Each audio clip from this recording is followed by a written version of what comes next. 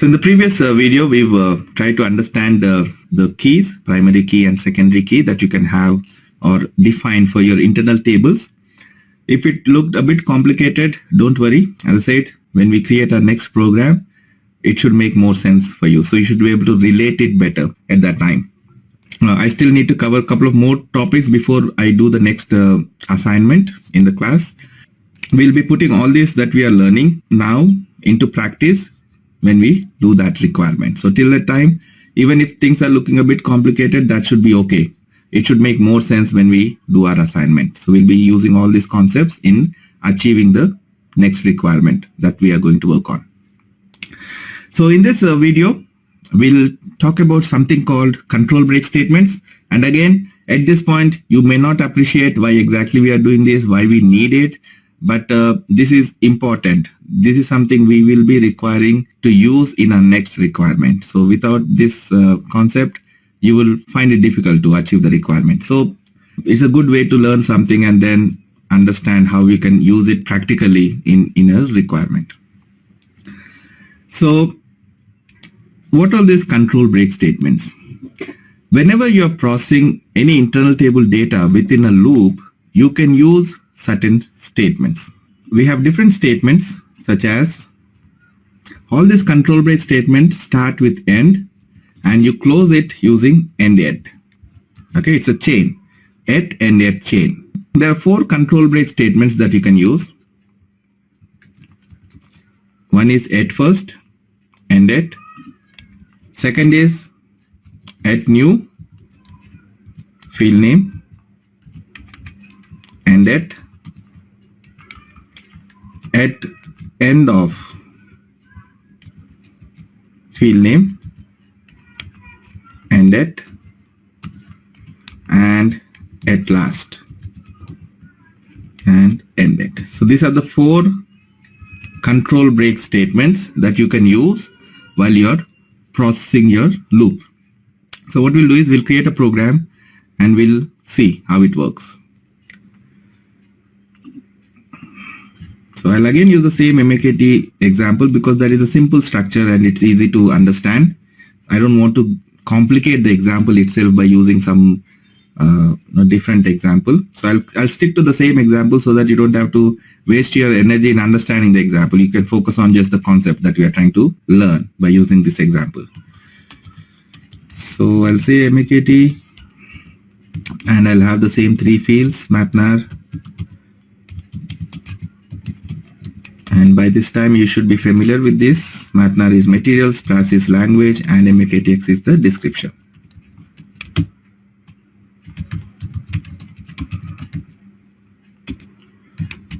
Then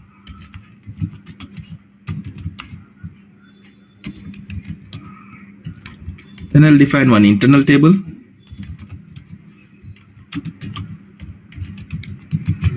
I'll use the standard table.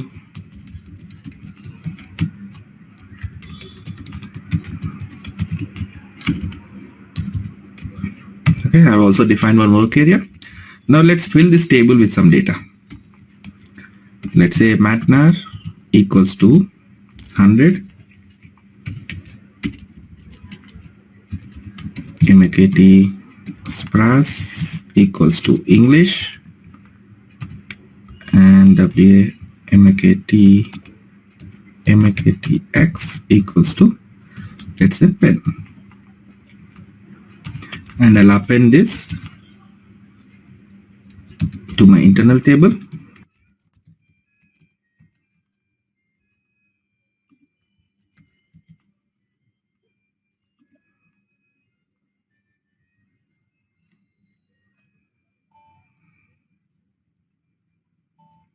And I'll create a few more entries.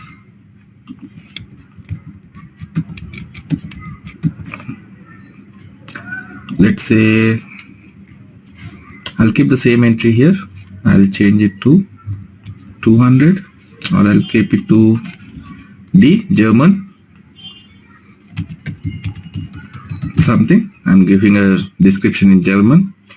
So I'll change it to 3, he, pencil, and 400 let's say brush, and I'll keep the same English but change the, let's say 500 English book. Okay, so this is my internal table which has this data. We'll see in debug mode in just a while. Now I want to loop this table to process the data. So I'll say loop at itmakt into wamakt.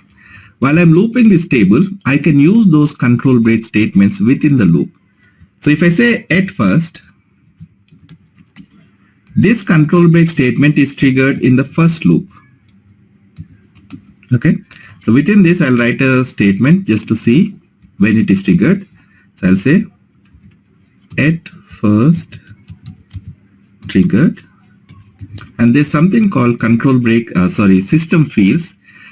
These system fields are automatically updated by the runtime environment when your program is being processed, so that using the value or checking the value in the system fields, you can identify what's going on.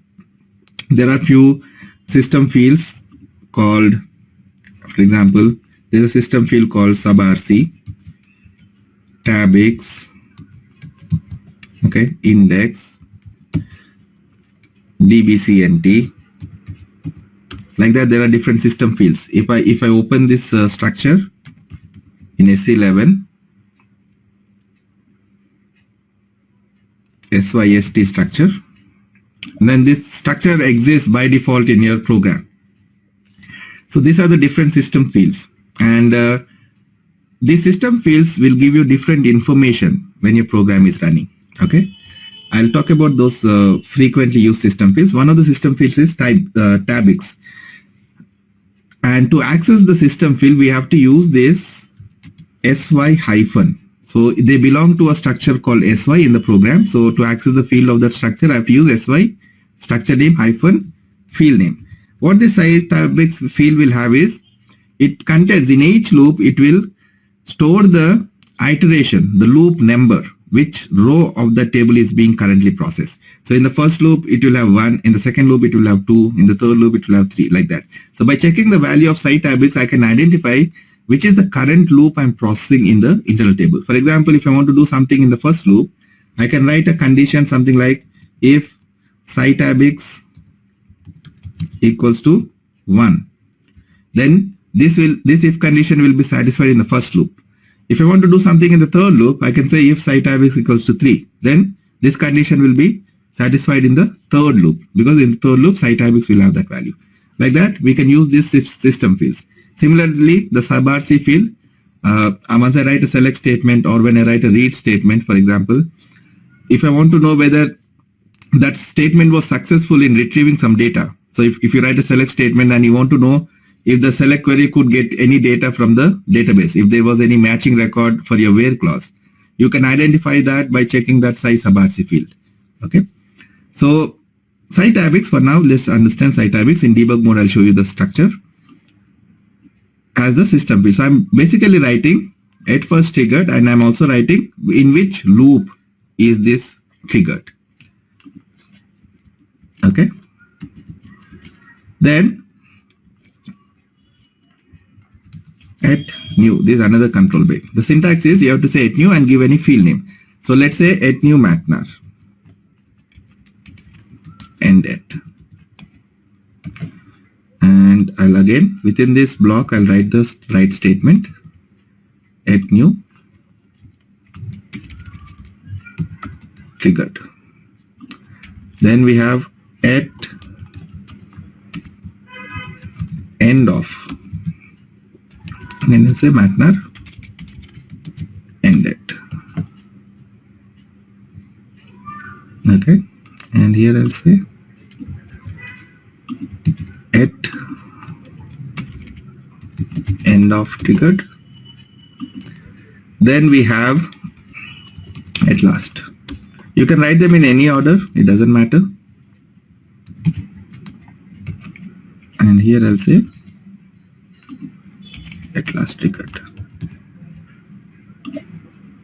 And we'll now see in debug mode what exactly is happening.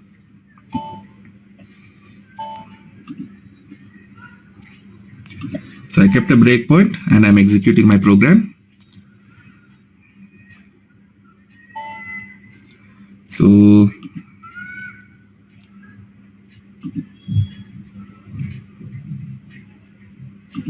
I'll use the table tool here, and I'll use the structure tool here, and I'll save my layout.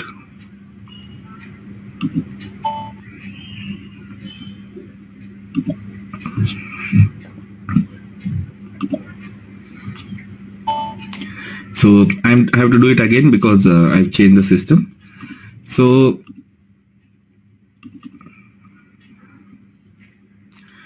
at this point, my IT MAKT internal table has this data and material numbers, price and MAKTX. There are 5 records.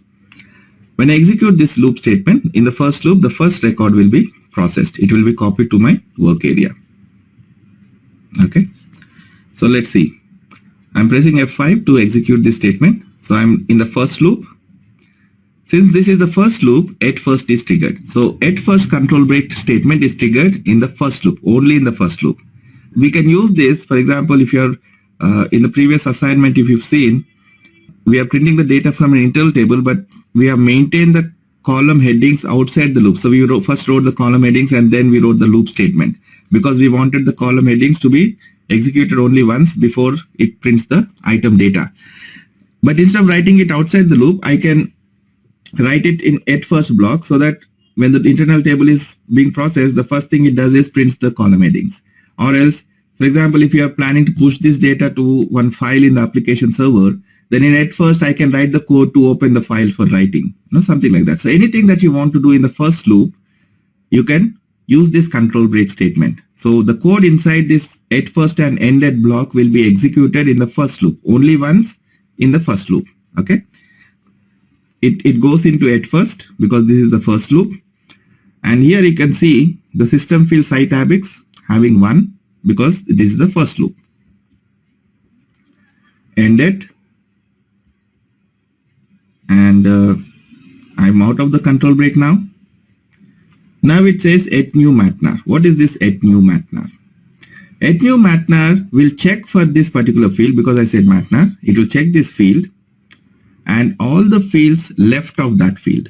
In this case, there is nothing to the left of this field. This is the first field, so it will only check this field.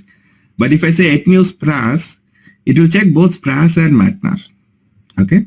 And this is triggered if any one of them changes compared to the previous loop. Okay. In the first loop, it is always triggered because previously there is nothing. So at new matnar is triggered and I'm writing this in output. Okay. And at end of, what is this? At end of matnar. It is similar to at new. The only thing is at new will check if the previous value is same as the current value, whereas at end of will check if the next value in the internal table is same as the current value. Okay. In the second loop, we'll get more clarity. So let's see. Since here the second row matnar is same as the first row matnar, it skipped that. At this point, at end of is not triggered. It did not go inside that block because we are processing the first loop, but the matnar in the second loop is same as the first loop, right? So it is not triggered. It will only trigger if it is different. So in the second loop, it should trigger because the third loop matnar, the third entry in the table matnar is different. Okay. And at last is triggered in the last loop. At first is triggered in the first loop. At last is triggered in the last loop. So since this is not the last loop, it ignored that. So we are done with the first loop. Now it goes back to loop statement. Now if you see site ABIX, it is 2 because we are processing the second record in the internal table. Right? Now since this is not the first record, at first is ignored. It did not go into at first because this is not the first loop. And at new matnar. At new matnar will check if the current record is same as the previous record. Since we are comparing matnar, the current matnar is same as the previous matnar, so it will ignore this. So it won't go into at new. Now at end of, it will check if the current record is same as the next record. In this case, they are different. So it will go inside end of MATNAR, and it is executing this write statement, right? And at last will be ignored because this is not the last loop yet. Now again, at first is ignored. At new, we are in the third loop. Cytabix is 3. In third loop, it is checking the previous MATNAR. The current MATNAR is different from previous MATNAR, so it will execute this. So it is executing the write statement. And at end of, we'll check if the current record is different from the next record, right? So we are in the third loop and fourth entry in the table is different. The MATNAR is different, so it will go inside at end of as well. And at last is ignored because this is still not the last loop, and we are in the fourth loop now.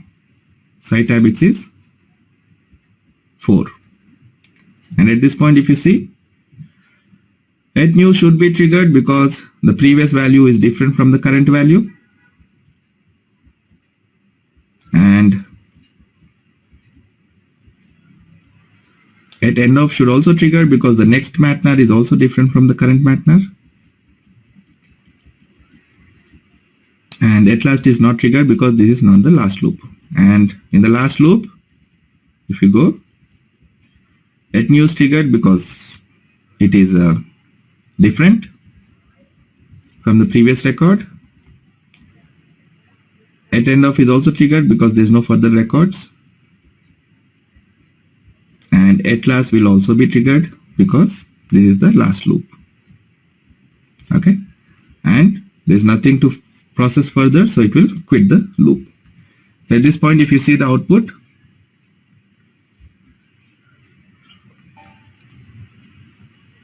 okay, I'll put the slash so that everything prints in a new line.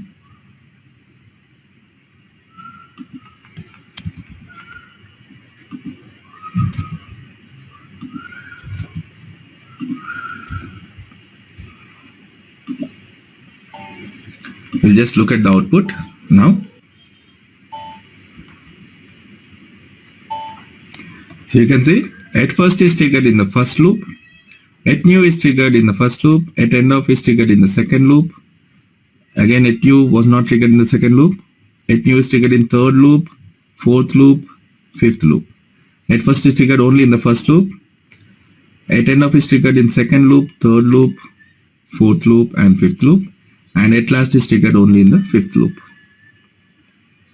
Okay, so these are the different control break statements. Now if you are wondering why we need it, and as I said, our next requirement that we are going to work on will answer your question. So you'll see how we can use these control break statements to achieve our requirement.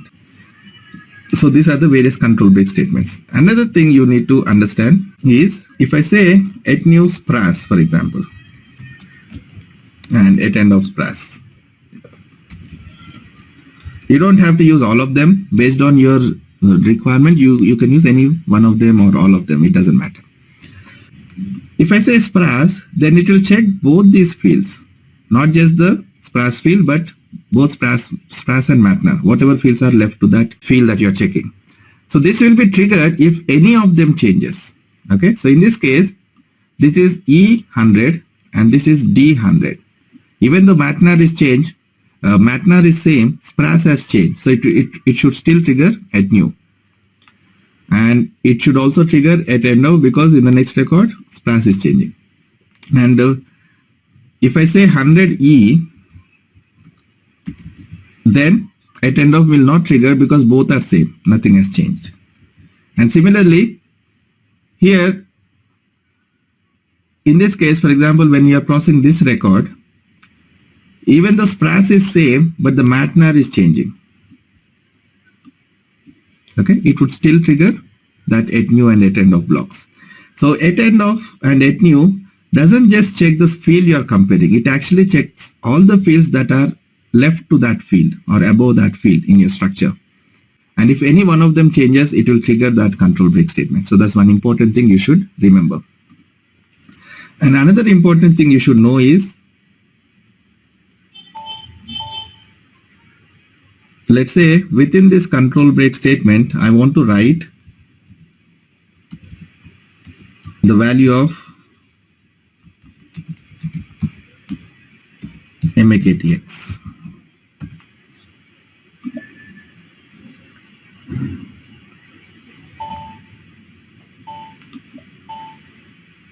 And we'll see in debug mode what's happening when you enter a control break statement. So if I check this WMAKT, in the first loop, the first record is copied to my work area, 100 EPEN. But the moment I enter the control break statement, you notice that all these fields are turning into stars. They are not accessible. So at this point, if you try to access the data in that work area, you'll only access these stars. You won't be able to access the actual value. Okay, once you are out of the control break, again the data is restored. So when a control break is applied, the work area is not accessible. The data in the work area is not accessible at that point. Similarly, when you use this at new or at end of for a particular field, then only the data of those fields to which a control break is applied will be accessible. The remaining fields in the structure will not be accessible. Okay, so when I applied at new SPRAS, since the control break is applied for SPRAS and MATNR, those two fields are accessible, but the third field, MAKTX, is not accessible. Okay, so at this point, if I try to write WA, MAKT, MAKTX, it will print only stars in the output. Okay, so this is another thing you should remember. Then people will ask, okay, if I cannot access the work area, what should I do? How do I access the data when a control break is applied? How do I access the data of the work area? Generally, I give it as an assignment for you to figure out and tell me, but I'll tell you anyway. What we generally do is, in this scenario, when you apply a control break and you want to access the data of a work area, what we do is, we'll define one temporary work area. Let's say WMAKT temp, like my WMAKT. Or I can also say type TYMAKT, both are same. And before I start processing any control break statements, the moment I enter a loop, I'll simply copy the contents of my work area into a temporary variable. If I just want MAKTX, then I can only copy MAKTX. I don't need to copy the whole structure. And within this control break, instead of accessing data from my work area, I'll access it from that temporary structure which I'm copying. Because this control break will only affect the work area that is used to loop the internal table. It won't affect anything else. But this situation will come across rarely, because most of the times when we are applying a control break, then only the fields to which the control break is applied will be accessed within that control break. So, but if you have a scenario where you are accessing the fields that are not part of the control break, then, or if you want to access the field in at first or at last blocks, then you can move the data simply to a temporary work area and access the data from that temporary work area. So this one workaround you can do. So here if you see WMAKT, and this I'll replace with structure, where we'll look at temporary structure that we define. So in the first loop, WMAKT is having this row, and I'm moving that to my temporary work area. So it will be a copy of my original work area, and within this control break, this work area is turning to stars, but my temporary work area is still having that data, right? So here if I print it,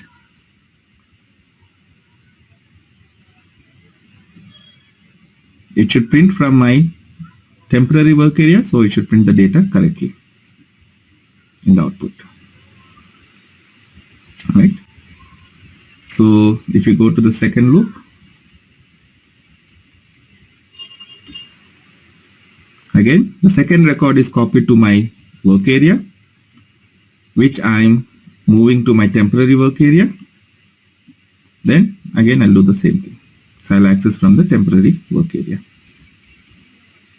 Okay, so if you want to access any field that is not part of the control break statement that you are using in your code, then you have to use a temporary variable to move the data before you enter the control break, so that within the control break you can access from the temporary variable.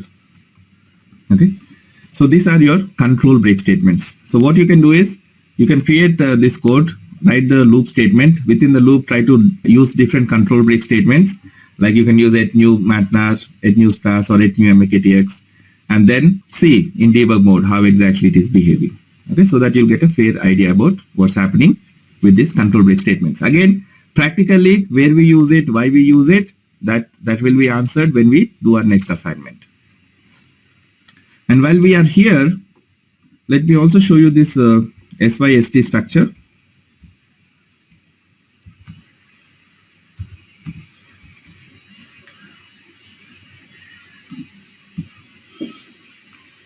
So here if you see, this SYST structure is by default available in your system, and there are different fields, and each field will give you different information.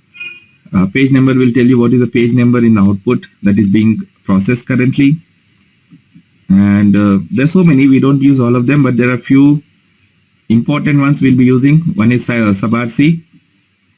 So when I write a select statement, after that immediately I can put an if condition saying that if size subrc equal to 0, that means the select was successful. Otherwise, the select is not successful. So if the select was successful, I can write some logic. If it is not successful, maybe I can show some error message to the user saying that no data found in the database for the given criteria, something like that. So we can do that by checking this field. I'll show you the F1 documentation also. So like that, there are different fields. So you have the time zone field, DYNNR is the screen field. Again, I don't recommend memorizing any of this. We'll be using most common fields while writing the code. So if you remember that, that's enough. So this will tell you the operating system. This will tell you the current transaction code being executed. And this is the time field, this is the date field. So if you want to check the system date, then you can say sci datum. So that will give you the current system date. And this ABCD contains alphabets in uppercase. This we use for code page. If you are processing different code pages and you want to check for these alphabets, you can use this. And this is the title of my program. This is the database. So like that, there are different system fields that you can use. Okay, so again, don't memorize any of these fields. If you want to understand more about these system fields, one is you can go to that, open this SYST structure, and for this field, double click on the data element. And here, if you click on this documentation, it will explain what is this particular field for. So you can read it this way. But generally what we do is, whenever we are trying to explore a specific statement, we look at which system field it updates. For example, if I write a read statement,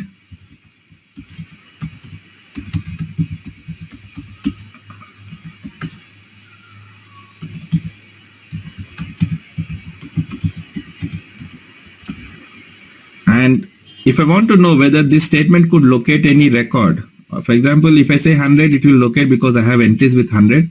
But what if I say 800? This read statement will fail because there is no entry with 800 material number, right? So it won't be able to find that entry. So the read will fail. So how do I know whether the read was successful or not? If you keep a cursor on the keyword and press F1, it will show you the documentation for that keyword, the syntax and all this stuff. Along with that, they'll also tell you which system fields are updated with this statement. So for every keyword that you are using for the first time, I recommend you read the F1 documentation for that keyword. Even if you don't understand much, just read it, so that as you keep reading over a period of time, you'll start feeling comfortable with this SAP documentation. So read it, whatever you understand, whatever you don't understand, you don't understand. So here you see system fields. The statement read table sets the values of the system fields sci subrc and sci-tabix. So sci subrc, 0 means row is found, 2 means distinguished case that use addition comparing in result, 4 means the row was not found, and 8 tells you whether it is found by binary search. Okay, And the system fields, these are also fields. So here you can find information about which system fields are updated and what is the value. So what we generally do is we check for 0, that means it is successful. Any other value, it is not successful. Okay, so like that you can use the system fields. So that's about this control break statements, and this also concludes our discussion on internal tables. So we've discussed about internal tables, we've seen how you can define internal tables, we've tried to understand what they are used for, and we also looked at the primary and secondary keys that you can define, the syntax to append the data to the internal table, read the data from the internal table, and we also discussed the difference between using append statement and insert statement. So if you are comfortable with all this for now, that should be enough. And in the next session, we'll talk about selection screens, and after that we'll discuss messages, and then we are ready to do our next assignment. Okay, so see you in the next video.